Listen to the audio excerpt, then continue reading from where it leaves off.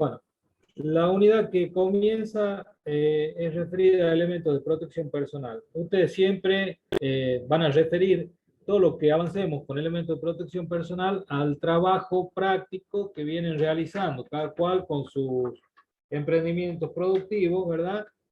Y teniendo en cuenta la actividad propia de cada emprendimiento y las necesidades en cuanto a los elementos de protección personal.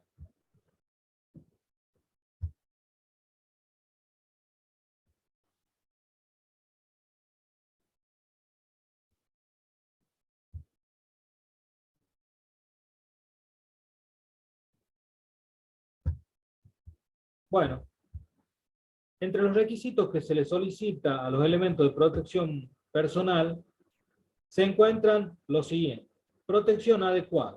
Evidentemente, estos elementos tienen un trabajo de diseño, el cual está muy relacionado con la actividad, o mejor dicho, con lo que se quiere proteger. Después vamos a ver los distintos tipos de protección. Es decir, que en el momento de diseño se debe tener en cuenta los materiales, la resistencia de los materiales, que sean amigables con el usuario, en fin, y que sobre todo cumplan con la protección adecuada. Relacionado con esto que les decía recién, que sean amigables con el usuario, deben tener el máximo confort posible. Esto no siempre se logra en un 100%.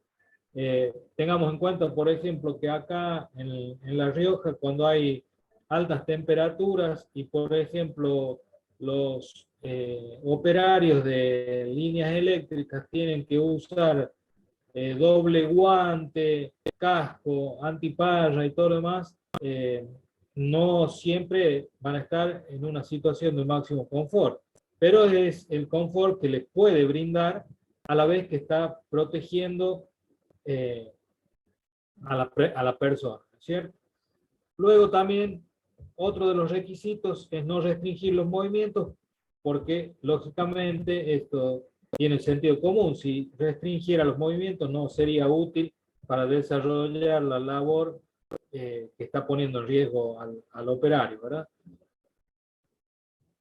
Tienen que ser durables, eso no requiere mayor explicación. Se trata de que un elemento...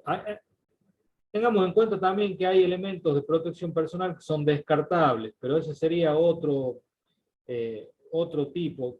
Por ejemplo, cuando hablamos de cascos, guantes, calzado, por ejemplo, lo que se requiere es que sea durable por una cuestión económica. Y obviamente tiene que estar de acuerdo a normas. Para cada confección, para cada equipo de protección personal, hay una serie de normas que se tienen que cumplir. Y luego, una vez que se han cumplido esas normas, están certificados, es decir, que también los elementos de protección tienen que tener la certificación que están fabricados de acuerdo a las normas. Normalmente tienen, por ejemplo, los cascos o el calzado tienen un sello que garantiza que han sido confeccionados y fabricados bajo normas específicas.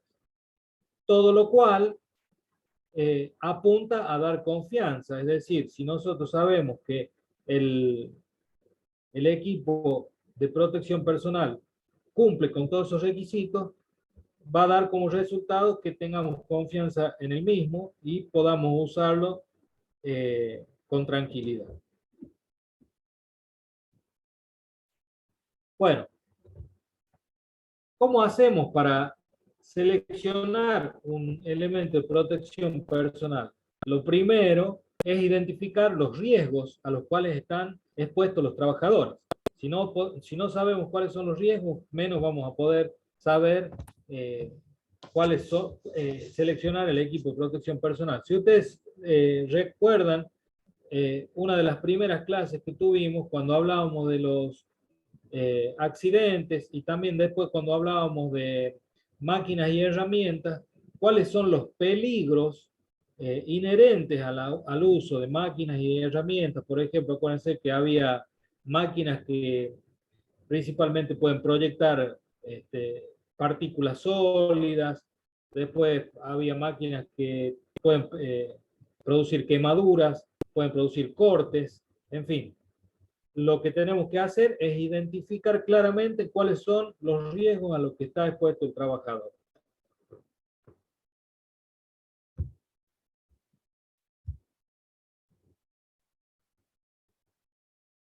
Una vez que hemos identificado los riesgos, vamos a conocer los efectos que pueden ocasionar, es decir, las consecuencias de esa exposición al riesgo, perdón, que podría ocasionar algún efecto sobre la persona, es decir, algún daño en el trabajador. Luego de esto, se selecciona el equipo apropiado.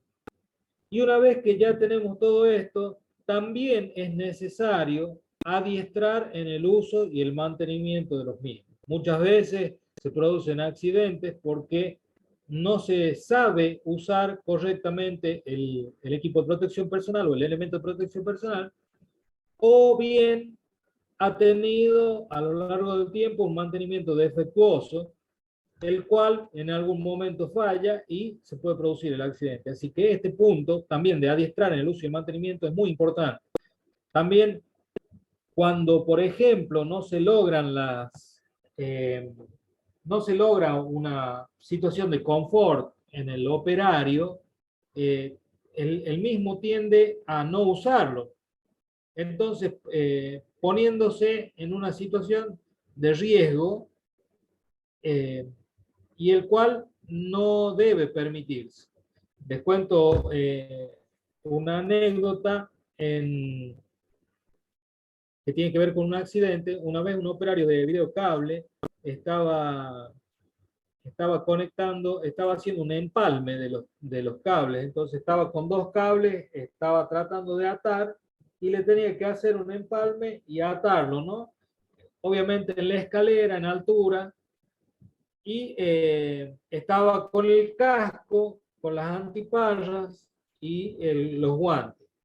Se ve que en algún momento o la antiparra estaba sucia o rayada o tenía algún defecto, lo cual le impedía ver adecuadamente. Se saca la antiparra y en uno de esos tirones se le escapa la mano y se engancha el ojo con un alambre, con uno de los alambres, lo cual obviamente ocasionó la pérdida del ojo de ese operario, pero luego sobrevino toda una cuestión legal de que quién se tenía que hacer cargo de esa pérdida, porque el operario nunca debería haber estado trabajando sin el equipo de protección personal.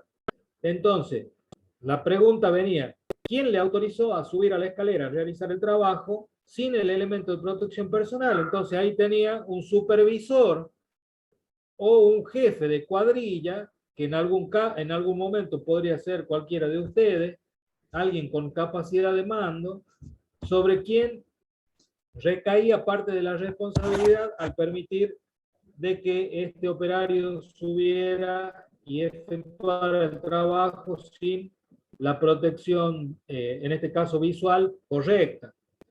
Luego, obviamente, la aseguradora por esa razón no quería pagar porque lo consideraba una negligencia. Bueno, finalmente, luego de largas discusiones, una de las dos partes se hizo cargo del gasto, pero debemos ser conscientes que ustedes en algún momento, cuando ya estén ejerciendo la profesión, van a tener personal a cargo que van a tener que lograr que estas personas cumplan con el uso de sus elementos de protección personal.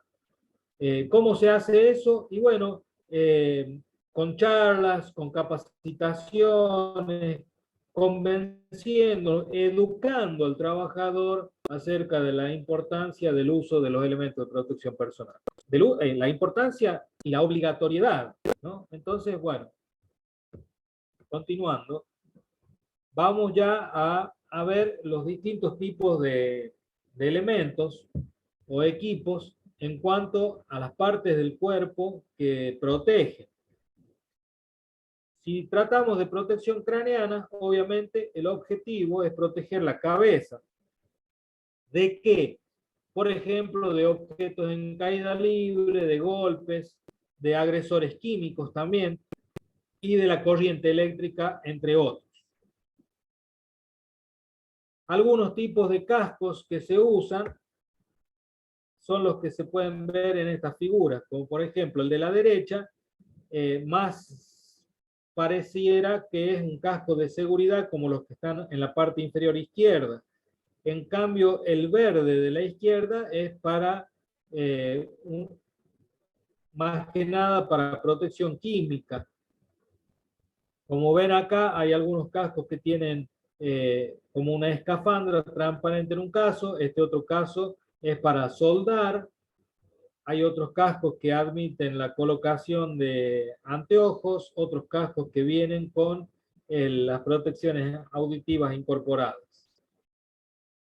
Básicamente, los componentes del casco son los que se muestran en la figura. La parte exterior, que es la que recibe la agresión o la que protege directamente la cáscara, y la parte de adentro, el arnés, que sería lo que se ajusta a la cabeza, y también tiene que brindar cierta comodidad al usuario.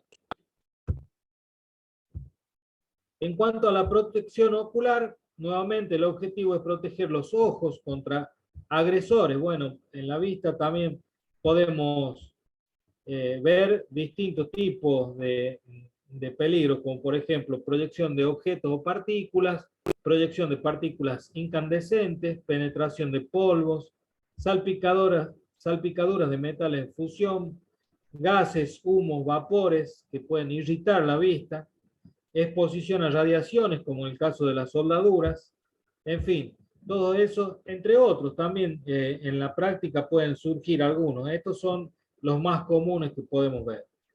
Los tipos de protectores visuales tenemos anteojos, antipallas y caretas faciales pueden ser.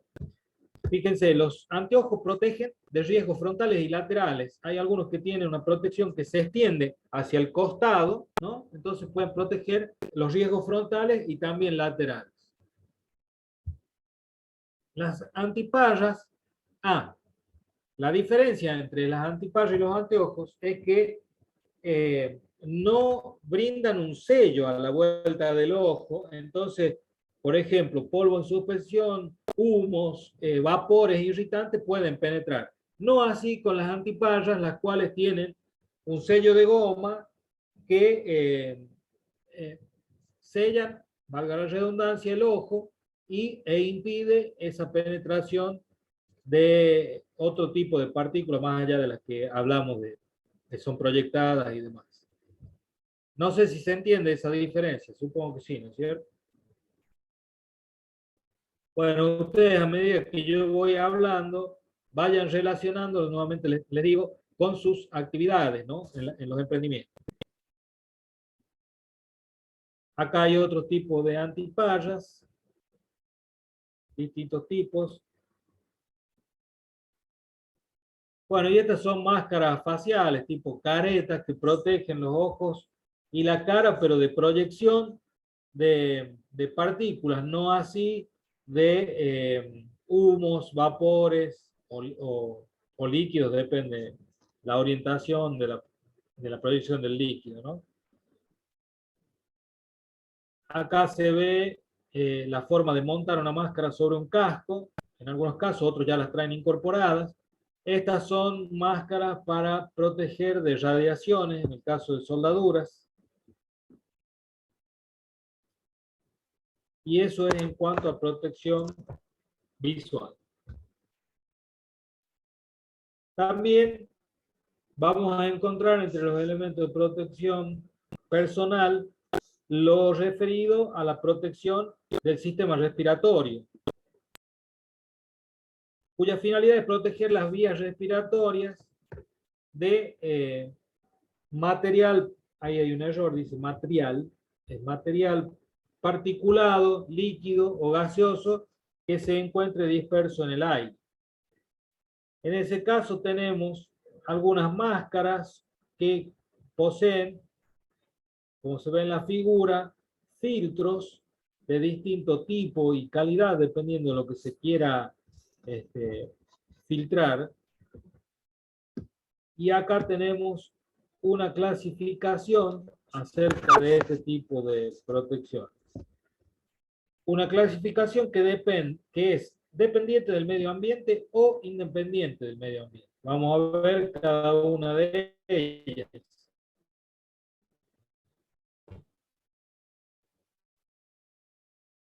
Las que son dependientes del medio ambiente, barbijos, respiradores, máscaras.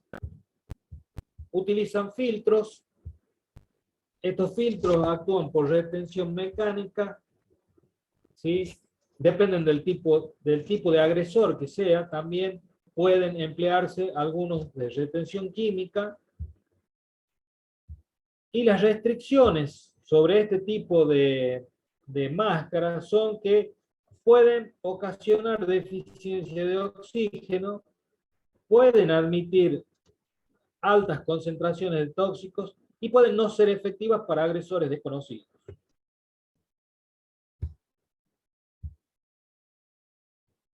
Ahí podemos ver algunas de ellas.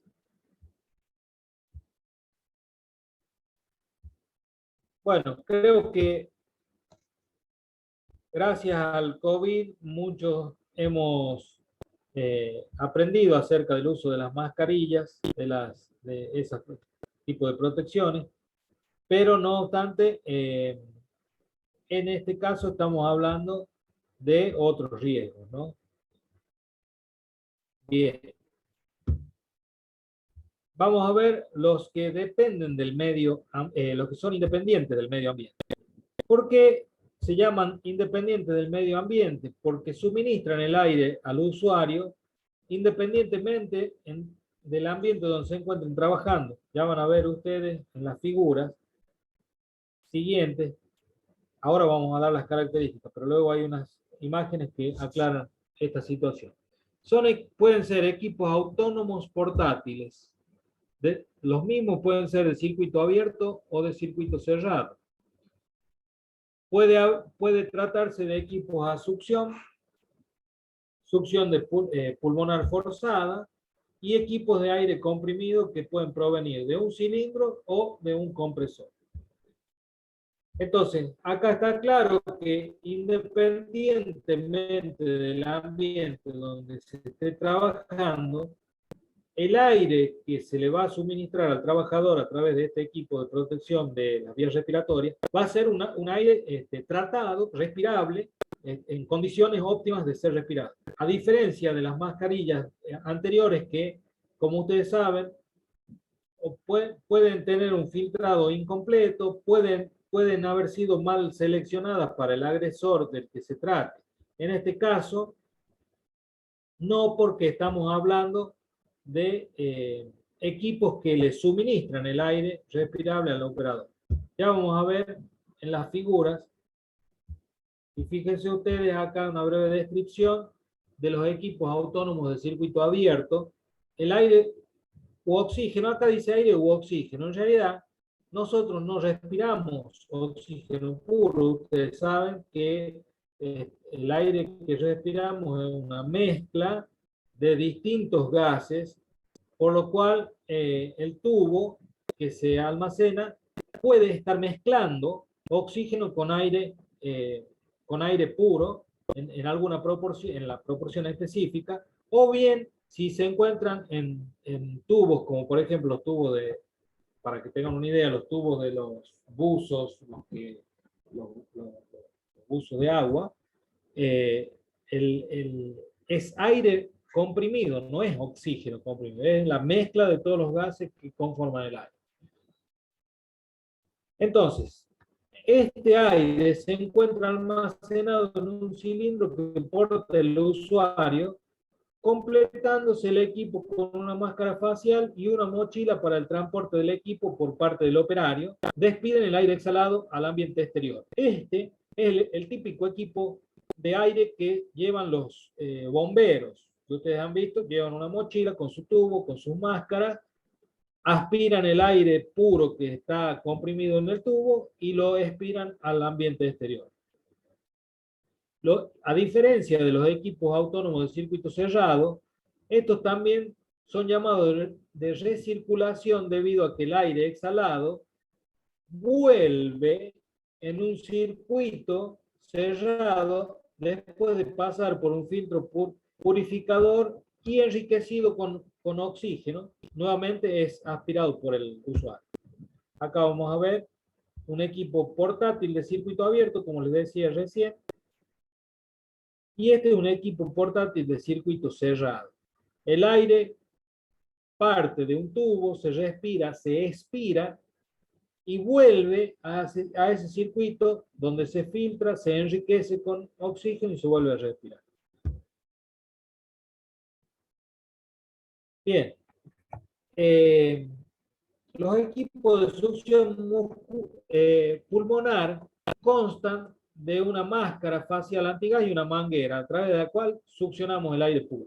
Esto tiene una limitación que no puede superar los 7 metros, debido a que sería muy trabajoso vencer la presión del aire para poder respirar a través de ella. Es decir, habría que hacer mucha fuerza para poder respirar, tanto para poder aspirar el aire que viene desde un ambiente seguro. Obviamente, el extremo donde yo estoy tomando el aire para respirar tiene que estar en un ambiente donde el aire se encuentra en condiciones de ser respirado. Deben contar además con un filtro de partículas y con un sistema de anclaje que permite fijar y así impedir que cambie de lugar la aspiración. ¿Se imaginan ustedes entonces cómo sería esto? Supongamos que tienen que entrar a una habitación donde hay un derrame, hay vapores tóxicos. Bueno, ustedes entran con esa máscara y en el extremo a donde el aire está puro, ese extremo tiene un filtro y queda anclado. Pueden trabajar con libertad hasta esos 7 metros que estamos mencionando. Los equipos a succión forzada es similar al anterior, con la diferencia que tiene una ayuda de un equipo y obviamente este permite una longitud mayor o una libertad para moverse de hasta 36 metros, más o menos 40 metros, con lo cual obviamente se aumenta el radio de acción del operario. Este equipo debe ser operado por 2 personas como mínimo. ¿Por qué? Porque por la distancia, la persona que queda a cargo del forzador, digamos, tiene que estar pendiente del buen funcionamiento del equipo para que esta otra persona esté asistida con seguridad. Esto se repite como en el caso anterior. El extremo libre o el soplador deben ubicarse en ambientes exentos de todo contaminante, eso es lógico. También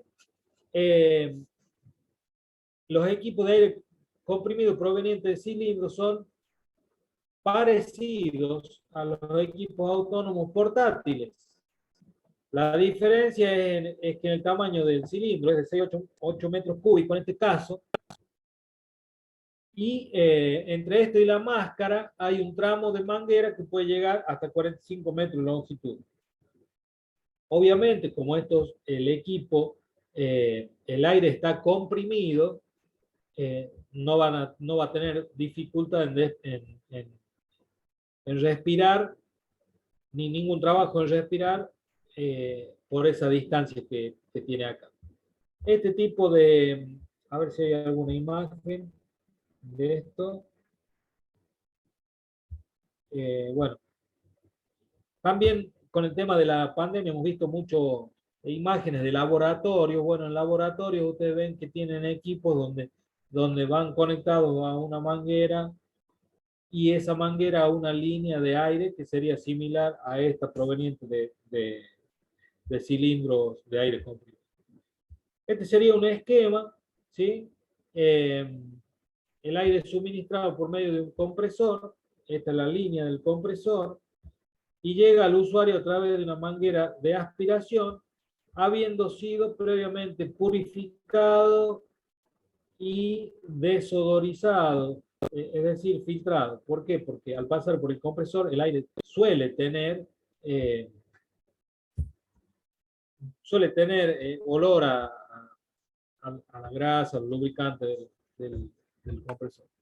Bueno, habíamos visto en el esquema anterior que tiene un filtro decantador que retiene la humedad y aceite contenido en el aire proveniente del compresor. ¿Ven? Eso que les mencionaba del olor tiene que ver con este aceite. Un filtro químico que desodoriza y retiene el monóxido de carbono ocasionado por la combustión incompleta del compresor. Un regulador regula la presión del aire que se suministra y un colector para el uso simultáneo de una, dos o más personas. Veíamos. Este es el colector donde se conectan las líneas de respiración.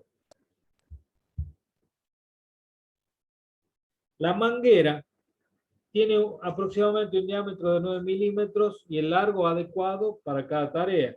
Una válvula dosificadora de flujo destinado a regular el caudal que ingresa a la máscara. La manguera corrugada, que es el nexo entre la válvula dosificadora y la máscara, permite el libre movimiento de la cabeza. Y la máscara propiamente, que protege las vías respiratorias y los ojos.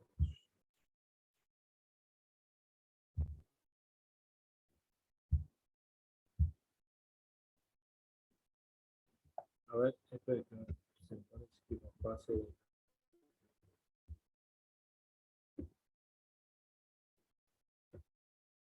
Guantes para la protección de manos. Nuevamente, el objetivo de estos elementos es proteger las manos de los riesgos que se mencionan a continuación. Exposición a bordes cortantes, calor, fuego, humedad, agresores químicos, golpes, electricidad y etc. Los tipos de guantes podemos clasificarlos en 4 clases. Los guantes propiamente dichos, que son los de 5 dedos, manoplas de 2 dedos, el mitón, que protege la palma y dorso, el dedín, que protege uno o más dedos. Combinados los dos tipos de protectores con los materiales adecuados, obtenemos el protector que necesitamos para cualquier tarea. Ahí vemos las distintas figuras. El guante, la manopla, el dedín y el mitón.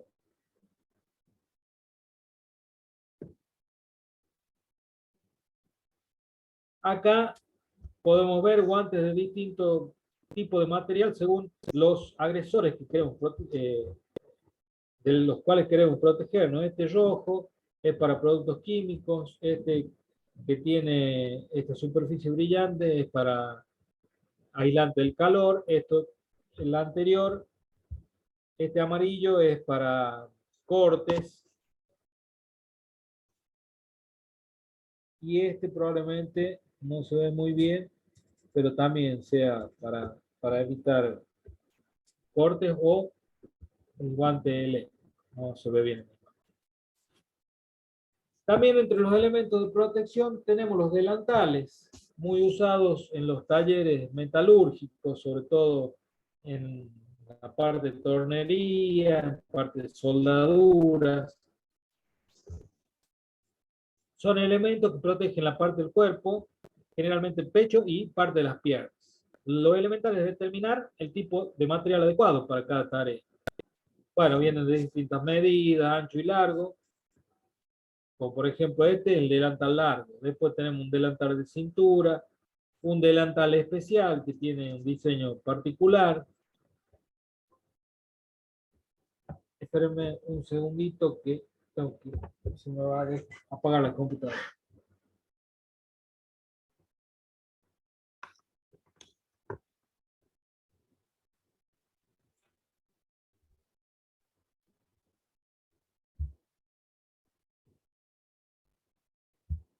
Chicos, ¿me van siguiendo con la presentación? Sí, Sí, profe. profe. Sí, profe. ¿Alguna pregunta acerca de esto? ¿Qué ejemplo hay de sistema cerrado, ingeniero? Por ejemplo, con oxígeno. No te escucho bien. ¿Qué ejemplo hay con un sistema cerrado, por ejemplo, de oxígeno? El sistema cerrado en realidad no está muy extendido el uso. Sería el sistema de recirculación que estábamos hablando. Eh, la verdad que yo no he visto ejemplos de uso, en realidad están descritos, pero en la actualidad yo no he visto un uso específico de ese equipo. Creo además que tienen que por la complejidad son hasta más costosos por el tema de recircular, el filtrado y todo lo demás. Pero bueno, si esa inquietud lo podemos buscar para más adelante. Pero, por A ver, ejemplo, es como una máquina de diálisis, por ejemplo, puede ir en ese tipo, algo así, ¿no? sería una cosa así de hacer ese circuito, digamos, pero en vez de fluido líquido sería con aire. Pero el principio de reciclar sería un sistema de reciclaje del aire que uno está respirando. Por eso el aire se filtra y se enriquece con oxígeno. Profe, Sí, los submarinos lo tienen, o sea, pero no con máscara, pero el sistema de aire que recircula claro, claro. Ajá, sí, efectivamente, los submarinos tienen ese sistema. Obviamente no es una máscara, es todo el ambiente. Bueno, ¿alguna otra pregunta o avanzamos?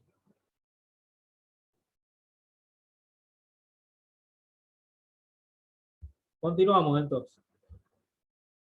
En cuanto al calzado de seguridad, cuya finalidad es proteger los pies contra riesgos de caídas de elementos pesados, metal fundido, objetos punzantes, electricidad, resbalones, etcétera.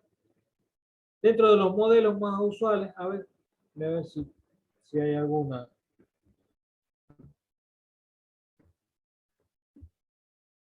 Tenemos una clasificación, como se ve en la figura, entre los cuales están zapatos, botines, borceguíes y botas.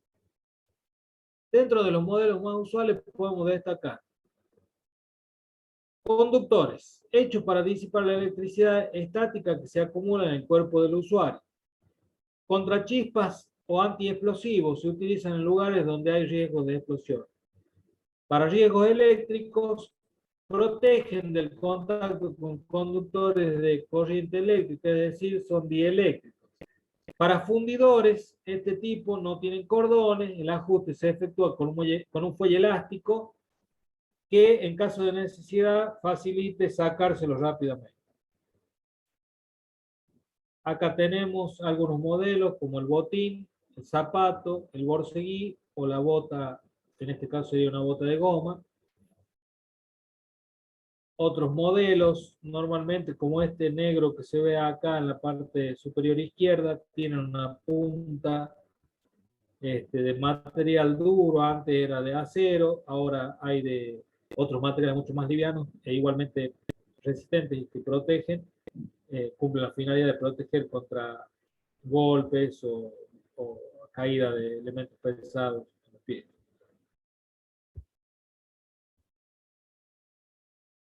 Bueno, también entre los elementos de protección tenemos los de protección auditiva, que van a ser, obviamente, para proteger el oído.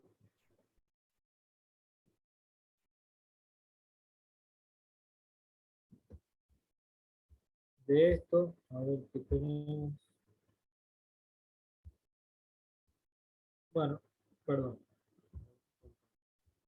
No, no, no tenemos mayor descripción de estos protectores auditivos. Dentro de algún tipo de protecciones auditivas están los que yo les mencionaba al principio, que son los descartables, que son de un solo uso o un par de usos que se colocan intracanal auditivo, que pueden ser de silicona o de algún material similar, cumplen con la protección, con la finalidad de proteger, pero son de uso individual y descartable.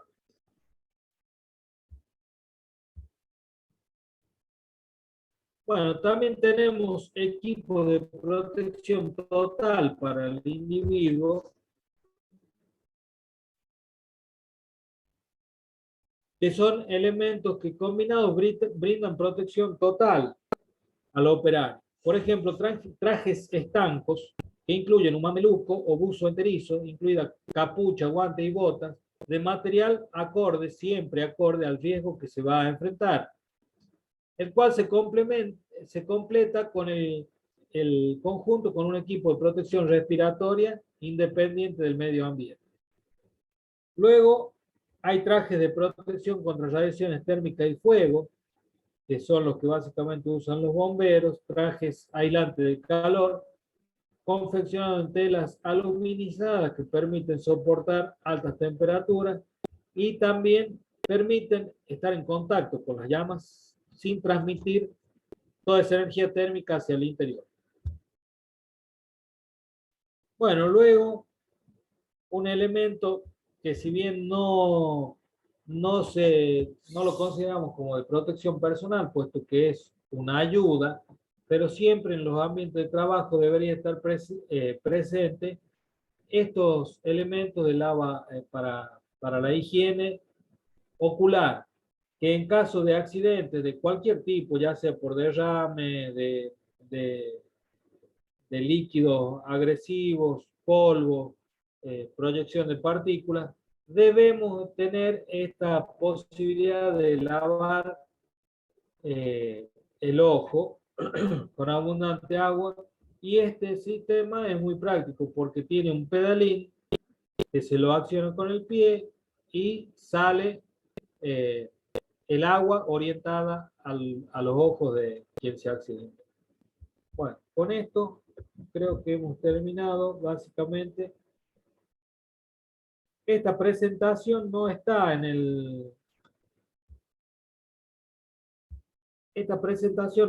el campus. No la pude subir hoy porque no sé si todavía está en reparación el campus, en actualización. No sé si ustedes han accedido hoy al campus. Sí, profe, no se puede acceder, pero me parece que ni siquiera está como disponible la unidad de protección personal. No te escuché bien, Agustina, pero sí, hasta hoy no se podía acceder. Igual yo apenas pueda lo subo a esta presentación, que no la tengo cargada de antes, y les voy a agregar algún material de lectura también, que les pueda ser útil para ustedes, obviamente para su emprendimiento, ¿no? ¿Alguna pregunta, chicos? No sé si esto lo respondió, pero este tema es vendría a ser la próxima bolilla del práctico, ¿verdad? Claro, esto justamente este tema es el que ustedes tienen que avanzar en el práctico, como si fuera un capítulo, digamos, en el práctico, en su emprendimiento, y hacer una descripción, una selección de los elementos de protección personal necesarios, habiendo, como dice la presentación, identificado todos los riesgos a los cuales van a estar expuestos sus trabajadores, y de esa manera poder hacer una selección correcta de los elementos de protección personal. En el caso de que ustedes hayan observado que en los... ¿Cómo? Cotejando con los que tienen ya, o sea, con los elementos que ya de por sí tienen en la instalación. Claro, porque a lo mejor ustedes han observado en las distintas visitas que en algunos casos tienen elementos, en otros casos no los tienen, o los usan mal, o tienen falta de mantenimiento. Todo lo que se habló en esta presentación es lo que ustedes tienen que observar en los distintos emprendimientos. ¿Correcto? Muy bien. Bien. Ahora les voy a compartir la otra presentación que les quería mostrar, que se refiere a los colores.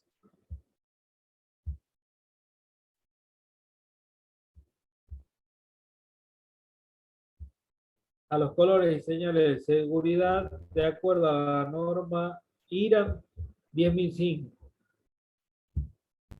Ahí ustedes avísenme si se ve en pantalla completa. Esta es muy cortita, muy sintética, es para tener un pantallazo. El objetivo de esta norma es establecer colores, formas y señales de seguridad necesarios para identificar los lugares, objetos o situaciones que puedan provocar riesgos o accidentes. Esto ustedes lo pueden haber visto o no en sus emprendimientos. Entonces va a ser útil que lo tengan en cuenta para proponer las mejoras en caso que fuera necesario. El color rojo indica prohibición, el amarillo precaución, el verde indica condición seguro y el azul indica obligatoriedad. Lo que no entiendo de esta presentación, ¿por qué acá dice rojo y está con morado? Esto lo tengo que cambiar. Urgente. Es un sinsentido. En la señal de prohibición, esta norma también indica en proporciones al diámetro cómo tiene que estar diseñada el cartel de prohibición. Es decir, si yo adopto un diámetro para el círculo,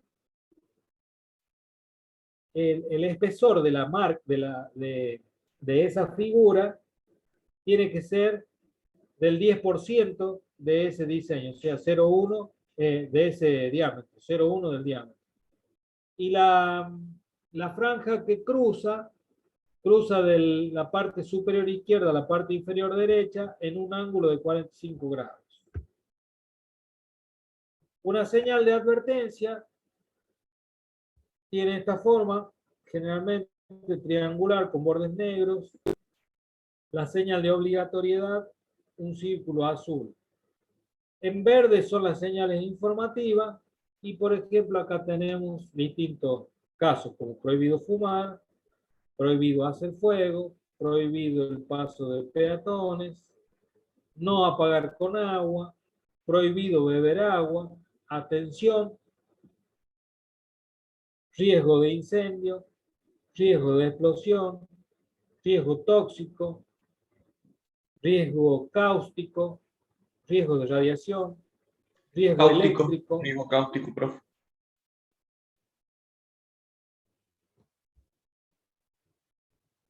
Perdón, yo tengo muy mal audio, ¿eh? ¿Qué es riesgo cáustico? Le pregunté. Riesgo cáustico sería un riesgo de, por ejemplo, de elementos agresivos a la piel, ¿no? Por ejemplo, un ácido, ¿Sería como un riesgo álcali. químico? Sí, tiene que ver con el riesgo químico, sí, lógicamente.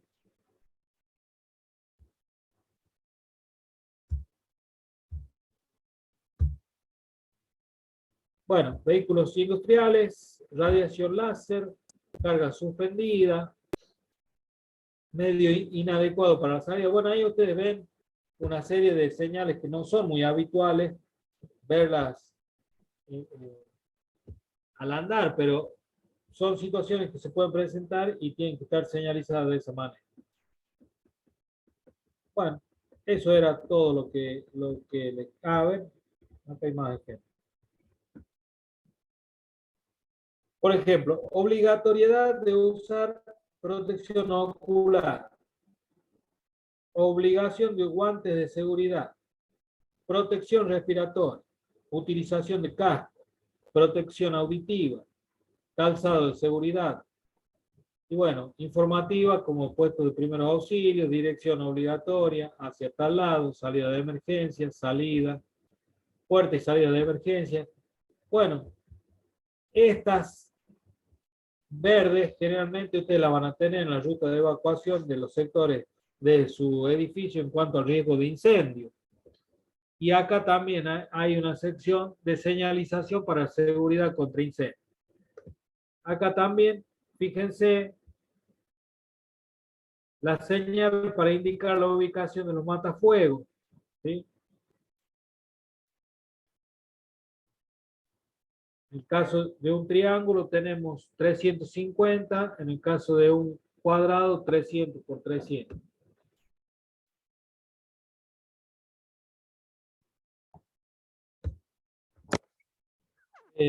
También tenemos la ubicación del pulsador de alarma,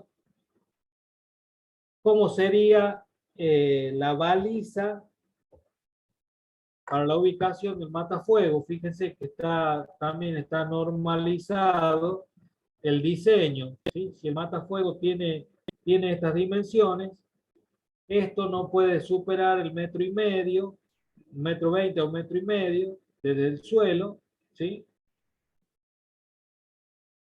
La letra correspondiente al tipo de fuego también está dimensionada entre 150 y 200. Las líneas horizontales tienen que tener un ancho de 100, en fin. Señalización de matafuego, señalización de nicho o hidrante, y después para los pictogramas, para identificar las clases de fuego. Fuego tipo A, que ustedes pueden ver el material sólido.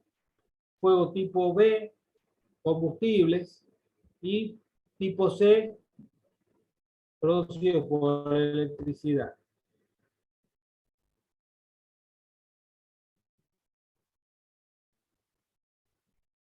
Bueno, acá ven, por ejemplo, para tipo A están tachados los otros dos tipos que no protegen, ¿no? Para tipo AB y para tipo BC. Tienen que, en ese pictograma se tiene en cuenta lo que estaría tachado y lo que no protege, ¿verdad? Y acá para los matafuegos tipo A, B y C. Bueno, eso sería todo de esta corta presentación, que yo se las voy a subir en el campus en los próximos días. Y a tener en cuenta ustedes en el tema de sus emprendimientos, verificar todo esto, si está bien señalizado los colores, las vías de escape, los puestos de matafuego y todo lo demás. ¿Está claro, chicos? Claro, profe. Queda claro, profe. Sí, profe. Bueno, no sé si tienen alguna duda.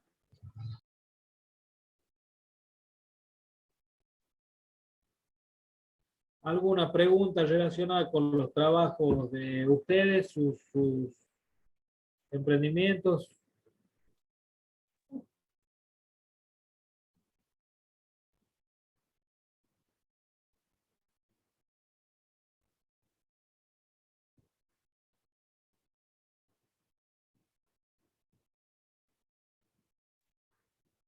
Bueno, si no tienen ninguna otra duda,